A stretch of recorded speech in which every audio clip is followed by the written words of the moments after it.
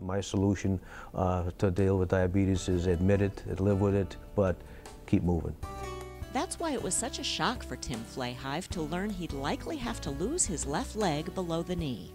Despite being active his whole life, he had no circulation in his lower leg, but he had determination and sought a second opinion. He was one of those people that did his homework, he read, he understood the statistics about the value and the significance of losing a limb, which is associated with losing a life.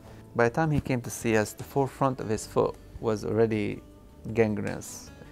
So we had to find an area of normal skin and underlying tissue. In his case also, we used the advanced ultrasound that we have, and we were able to find small vessel, slightly bigger than the needle that we use, and near the foot area. So we went through that and then went up and then found a bigger vessel and a bigger vessel until we got to the one that we needed.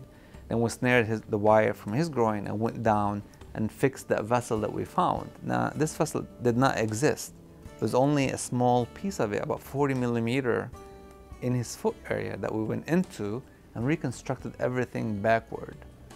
And then once we got where we need to, we fixed it from above, and he got new blood flow that he never had before. And he was able to keep portion of his foot, which is the ankle, sensitivity. He can flex and walk with prosthesis.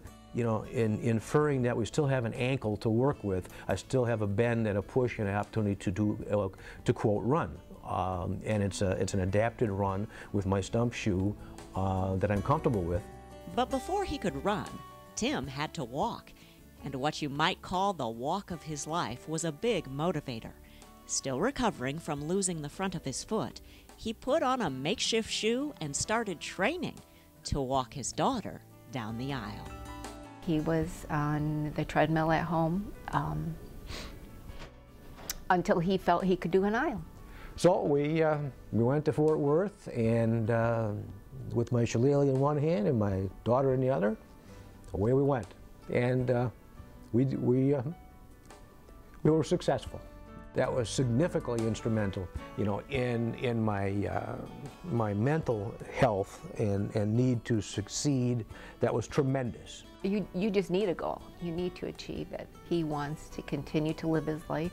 Now with a specially designed permanent shoe, Tim's been back on the courts and fields, following his passion as a referee. I was able to do varsity softball in the spring, and was very excited when we were able to do a doubleheader. I just met with my football crew chief yesterday, and they are going to offer me the opportunity to come back for the 34th year.